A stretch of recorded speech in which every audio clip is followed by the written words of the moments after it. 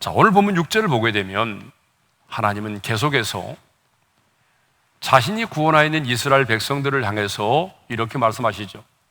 제사장 나라라고 말씀하십니다. 우리 6절 상반절의 말씀을 읽겠습니다. 다 같이요. 너희가 내게 대하여 제사장 나라가 되며. 왜 하나님이 이스라엘 백성들을 애굽에서 구원하여 내셨습니까? 그것은 제사장 나라가 되도록 하기 위함이라는 거죠. 여러분, 제사장이란 어떤 사람이죠? 하나님께 제사를 드리는 사람이죠. 그러니까 하나님께서 이스라엘 백성들을 애굽에서 구원하여 내신 것은 하나님께 제사를 드리는 백성이 되도록 하기 위함이라는 것입니다. 그런데 구약에서의 제사는 신약에서는 어떻게 우리가 표현하죠? 예배라고 표현하죠. 그러니까 하나님께서 우리를 구원하신 것은 하나님을 예배하는 백성들이 되도록 하기 위해서, 그 예배 공동체를 세우기 위해서 하나님이 우리를 구원하셨다는 얘기입니다.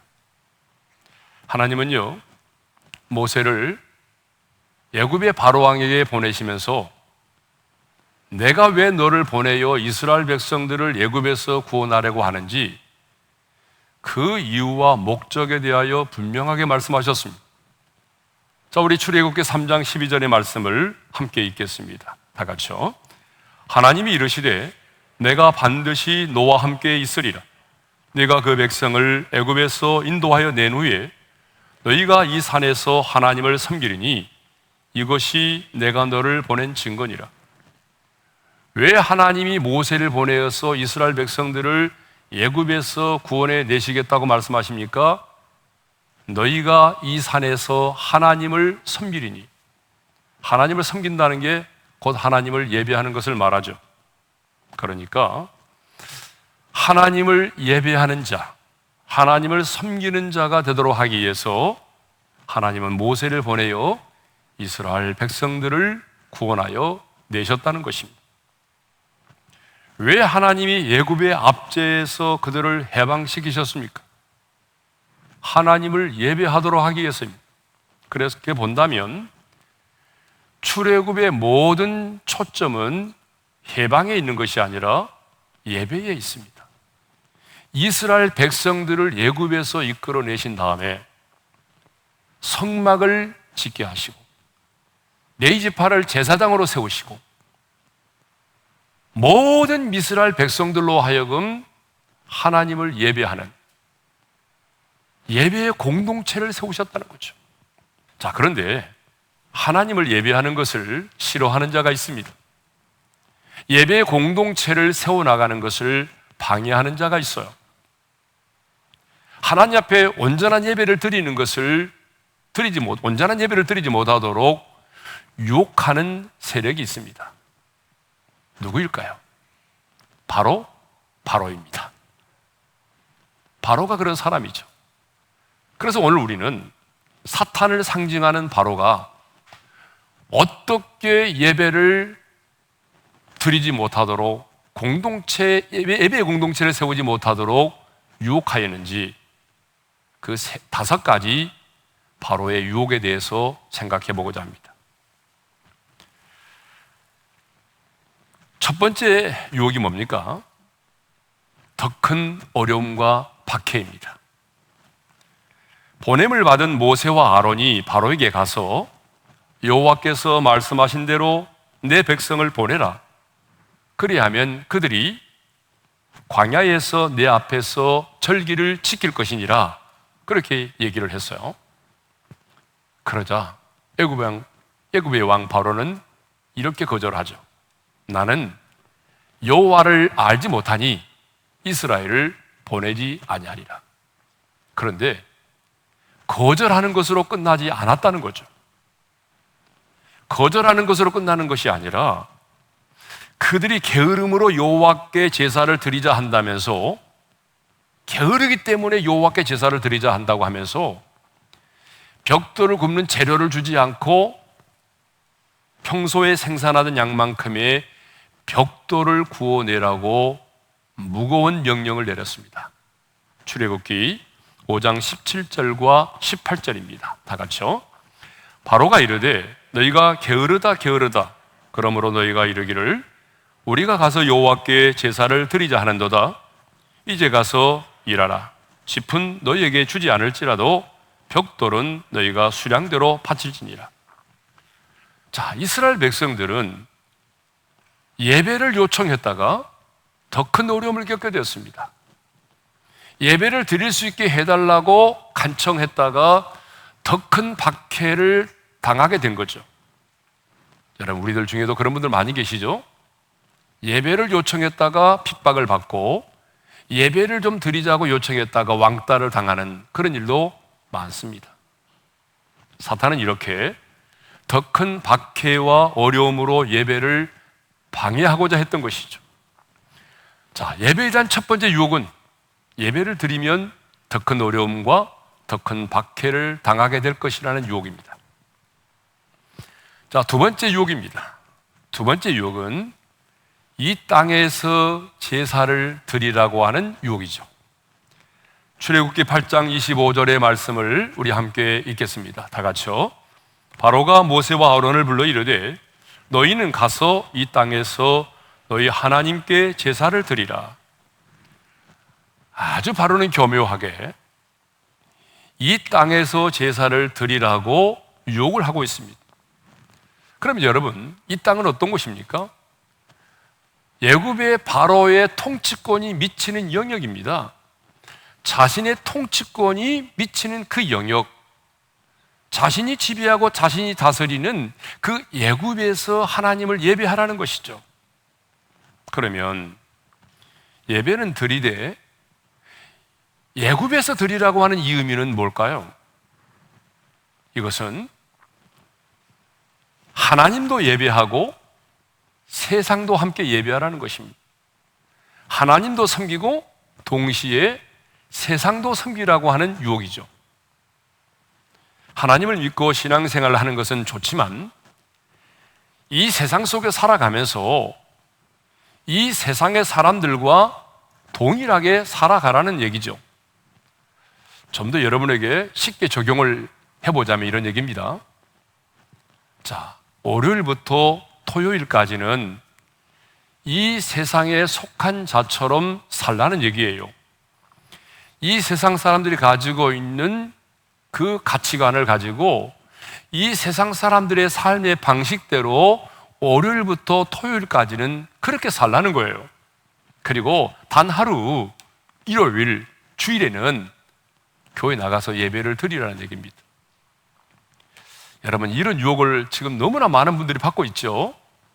그래서 일주일 7일 동안에 6일 동안은 세상 사람들로 살아가는 거예요.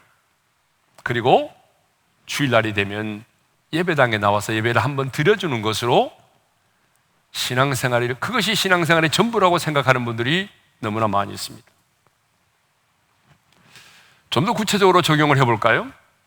분명히 내가 예수 믿고 하나님의 사람인데, 하나님의 백성인데, 이사를 할 때도 손 없는 날을 골라서 이사를 하고, 자녀들 이름을 지을 때도 장명소에 가서 이름도 짓고, 그래도 뭐가 좀 풀리지 않으면 제사도 지내보고, 무당을 불러다가 부닥거리도 해보고, 그래도 앞날이 답답하면 무당에게 찾아가서 내 인생의 운명을 좀 알아보라는 겁니다. 이렇게 인생을 살아가라는 거예요. 그런데 여러분, 구원이라고 하는 게 뭐죠?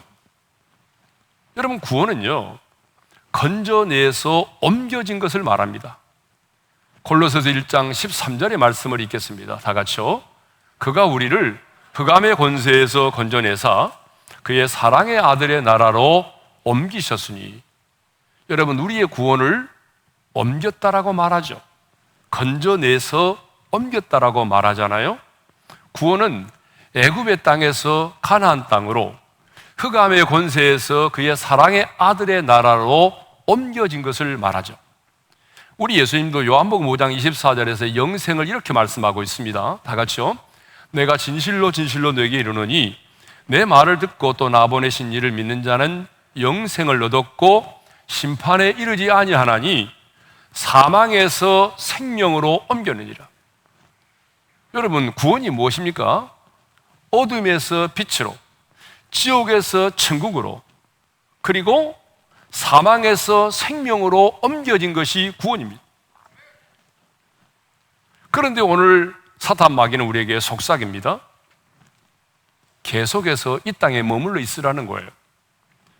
제약된 세상에 우리를 묶어두려고 하는 거죠.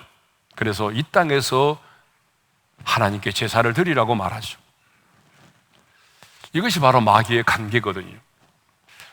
자, 세 번째 유혹입니다. 세 번째 유혹은 너무 멀리 가지는 말라입니다. 자, 출애굽기 8장 28절의 말씀이죠. 우리 함께 읽겠습니다. 다 같이요. 바로가 이르되 내가 너희를 보내리니 너희가 너희 하나님 여호와께 광야에서 제사를 드릴 것이나 너무 멀리 가지는 말라. 자, 한번 따라서 해볼까요? 너무 멀리 가지는 말라. 자, 바로는 이 땅에서 제사를 드리라고 하는 유혹이 거절을 당하자 이번에는 너무 멀리 가지는 말라라고 말하죠. 그러면 왜 바로는 너무 멀리 가지는 말라고 했을까요? 언제든지 다시 자신의 노예로 묶어두기 위한 속셈이죠. 이것을 보게 되면 바로는요, 기회만 주어진다고 한다면 언제든지 그 사람을 자신의 노예로 삼으려고 했던 것입니다. 자, 너무 멀리 가지는 말라고 하는 이 말은 우리 삶에 이렇게 적용할 수가 있습니다. 적당히 신앙생활을 하라는 것입니다. 예수를 믿되 좀 적당히 믿으라는 거예요. 너무 티내지 말라는 거예요. 예배를 드리되 적당히 드리라는 거예요. 대충 예배를 드리라는 거예요. 예배에 목숨을 걸지 말라는 거예요. 하나님을 믿되 경우에 따라서는 주일도 범하고 11조도 드리지 말고 좀 적당히 신앙생활을 하라는 거예요. 가끔 초신자들이 교회에 왔는데 권사님들이 그렇게 말하는 분들이 있다고 하는 말을 들었어요. 적당히 해. 나도 다 해봤는데 적당히 하는 게 좋아. 여러분, 이 말에 속으면 안 됩니다. 주님은 이렇게 말씀하셨어요. 주님의 이 말씀 한마디면 모든 것이 끝입니다. 다 같이 읽겠습니다. 내가 이같이 미지근하여 뜨겁지도 아니하고 차지도 아니하니 내 입에서 너를 토하여 버리리라. 주님이 우리에게 원하는 것은 적당히가 아닙니다. 신앙생활은 여러분 대충 적당히 하는 게 아닙니다. 이거는 목숨을 걸고 하는 거예요. 예배를 드릴 때도 목숨을 걸고 예배를 드리는 것입니다. 신앙생활은 그렇게 하는 거예요. 자, 네 번째 유혹입니다. 네 번째 유혹은 장정만 가서 여호와를 섬기라고 하는 거죠.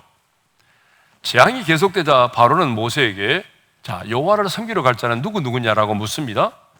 그러자 모세가 말하죠. 자, 우리가 남녀노소와 양과 소를 데리고 가겠나이다. 그랬더니 바로가 이렇게 말하죠.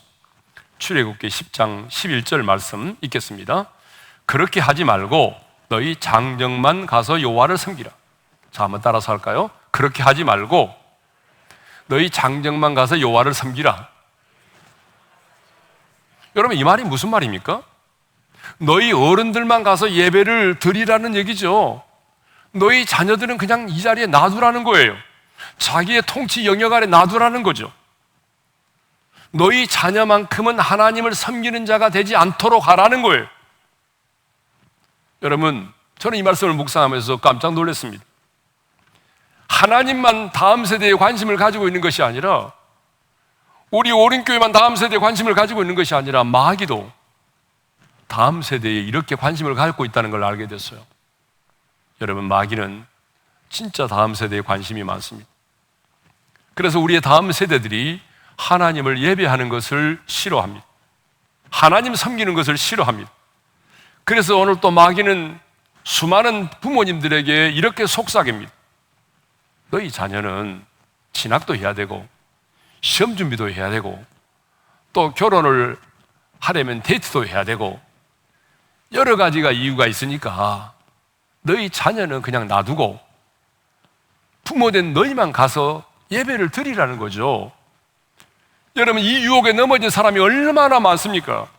그래서 엄마는 가서 열심히 예배하고 기도할 테니까 너는 공부나 열심히 해라. 이렇게 말하는 부모들이 얼마나 많아요. 예? 그래서 너무나 많은 부모들이 자신은 예배의 자리에 있으면서 하나님께서 내 가정에 맡기신 자녀들은 예배의 자리에 있지 않도록, 예배의 사각지대에 있도록 방치하고 있다는 거죠. 하나님은 우리의 다음 세대가 우리의 부모와 함께 하나님을 예배하는 그런 예배하는 자들이 되기를 원하십니다. 그래서 하나님은 우리의 가문에, 여러분의 가문에 여러분으로 인해서 믿음이 단절되는 것이 아니라 영적 계승이 이루어지기를 원하십니다. 그래서 하나님의 관심은 다음 세대에 있습니다. 그런데 애굽의 왕 바로는 장정만 가서 하나님을 섬기고 너희 자녀는 이곳에 놔두라고 말하죠. 너희 자녀만큼은 하나님을 섬기는 자가 되지 않게 하라는 거죠. 그런데 여러분, 만일에 우리의 자녀들이, 우리의 다음 세대들이 하나님을 예배하지 않는다면 영적인 계승은 이루어지지 않을 것입니다. 여러분, 육상에 400m 계주라고 하는 게 있습니다. 100m씩 4사람이 달리는데 이 계주에서 제일 중요한 게 뭔지 아십니까? 바톤 터치입니다. 여러분, 바톤을 떨어뜨리면 모든 게 끝나는 거죠. 여러분들이 아무리 열심히 신앙생활해도 그 믿음의 바톤이 내 자녀들에게 흘러가지 않는다면 여러분 끝나고 마는, 여러분 당대로 끝나고 마는 것입니다. 하나님은 여러분으로 말미암아 여러분의 가정이 믿음의 가문이 되기를 원하고 영적인 계승이 이루어지기를 원하십니다. 다섯 번째 유혹입니다. 몸만 가서 예배를 드리라는 거죠. 몸만 가서. 자, 출애굽기 10장 24절의 말씀을 읽겠습니다. 다 같이요. 바로가 모세를 불러서 이르되 너희는 가서 여호와를 섬기되 너희의 양과 소는 머물러 두고 너희 어린 것들은 너희와 함께 갈지니라. 자, 애굽의 왕 바로는요, 여호와를 섬기러 나가는 자들에게 너희의 양과 소는 두고 가라고 말하죠. 자녀들을 데리고 가는 것까지는 양보하겠지만 재물은 남겨두고 몸만 가서 여호와를 섬기라고 말하죠. 그런데 여러분, 하나님께 제사를 드리려면 뭐가 필요합니까? 재물이 필요하죠. 양과 소와 같은 재물이 필요합니다. 재물이 없이는 하나님께 제사를 드릴 수가 없습니다. 그러니까 양과 소는 놔두고 몸만 가서 예배를 드리라고 하는 이 바로의 유혹은 제사는 드리되 재물이 없는 제사를 드리라고 하는 거죠. 예배는 드리되 하나님께 빈손으로 나아가서 예배를 드리라고 하는 것입니다. 오늘도 사탄은 예배는 드리되 몸만 가서 빈손으로 예배를 드리라고 유혹하고 있습니다. 그런데 하나님은요, 무교병의 절기를 지키라고 말씀하시면서 네가 애굽에서 나온 것을 기억하면서 빈손으로 내 앞에 나오지 말지니라고 말씀하셨어요. 그러면 새 언약의 백성인 우리에게 재물이 없이 몸만 가서 예배를 드리라고 하는 이 말씀은 무엇을 의미할까요? 예배는 드리되 우리의 온전한 희생제물이 되어주신 예수 그리스도가 없는 예배를 드리라는 거예요. 예수의 보혈이 없는 예배, 예수의 이름이 사라진 예배를 드리라는 거예요. 예? 그런데 여러분, 오늘 우리 예배 가운데 예수님의 보혈이 없고 그 이름이 사라졌다면 그 예배는 하나님께 상달될 수가 없습니다. 그런데 사탄은 오늘 우리에게 요구합니다. 우리의 희생제물이 되어주신 예수 그리스도가 없는 예배, 예수의 보혈이 적셔져 있지 않은 예배, 예수님의 이름이 사라진 예배를 드리라는 거예요. 다른 말로 말하면 이게 뭘까요? 너의 공로와 너의 선함과 너의 열정으로 예배를 드리라는 거예요. 저는 이런 예배를 많이 봤어요. 여러분, 그 예배에 예수님이 없는 거예요. 예수 그리스도가 사라진 예배 있잖아요. 도덕과 윤리만 있어요. 선하게 살아야 된대요. 여러분, 이런 예배는 하나님이 절대로 받지 않습니다. 하나님과 우리 사이의 유일한 화목제물이 되신 예수 그리스도, 예수 그리스도가 중심이 되지 않은 예배는 하나님이 열납하지 않습니다. 아무리 뜨겁게 열정적으로 찬양을 드려도 하나님은 그 예배를 받지 않습니다. 예수 그리스도가 없는 예배를 드리라는 거예요. 이게 사탄의 유혹이죠. 그러면 바로왕으로부터 이런 박해와 예배에 대한 유혹을 받았을 때에 모세는 어떻게 했을까요? 첫째로 단호하게 거절했습니다.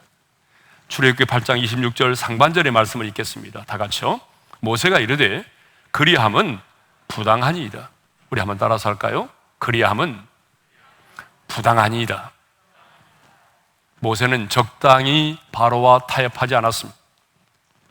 바로가 박해를 가하고 이 땅에서 제사를 드리라, 너무 멀리 가지는 말라, 너희 장정만 가서 예배라, 재물은 놔두고 몸만 가서 예배를 드려라, 이러한 박해와 유혹을 해봤을 때에 여러분, 모세는요 단호하게 거절했어요. 하나님의 사람인 우리에게 유연성이 부족하다는 그런 말이 있어요. 이 세상을 살아갈 때 말이죠, 하나님의 사람인 우리에게는 융통성도 필요합니다. 유연성도 필요해요. 믿지 않는 사람보다 더. 그러나 여러분, 진리의 본질은 타협하면 안 됩니다. 다니엘의 세 친구들을 보십시오.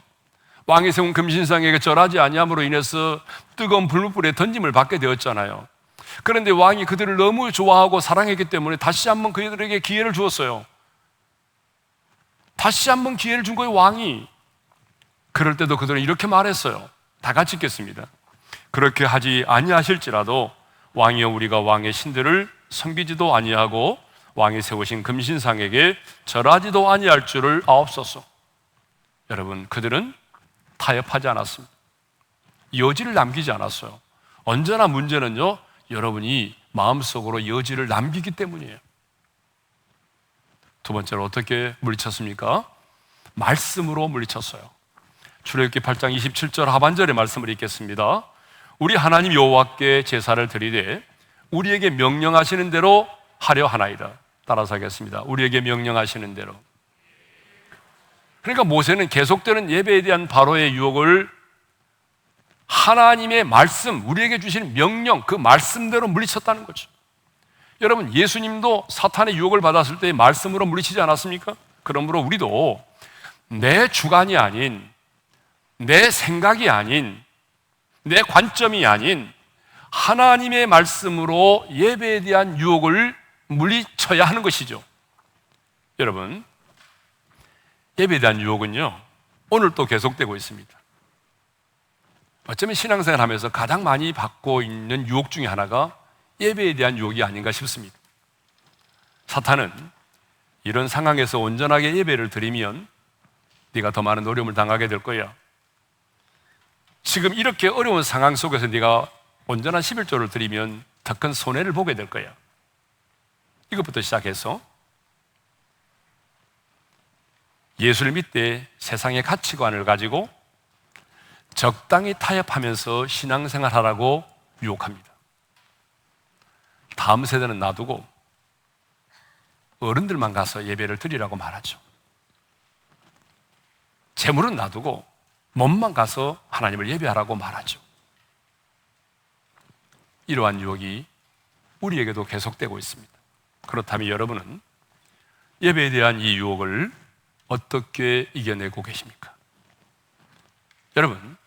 여러분이 만일 이 5가지 유혹 중에 하나라도 거절하지 못하고 여러분들이 적당히 타협하고 받아들인다면 여러분들은 정녕 하나님과 멀어질 수밖에 없습니다. 그리고 여러분의 가문은 믿음의 가문이 아닌 영적 개성이 단절된 그런 가문이 되어버리고 말 것입니다. 그러므로 모세처럼 예배에 대한 유혹을 단호히 거절하시고 말씀대로 순종함으로 예배에 대한 유혹을 이겨내시고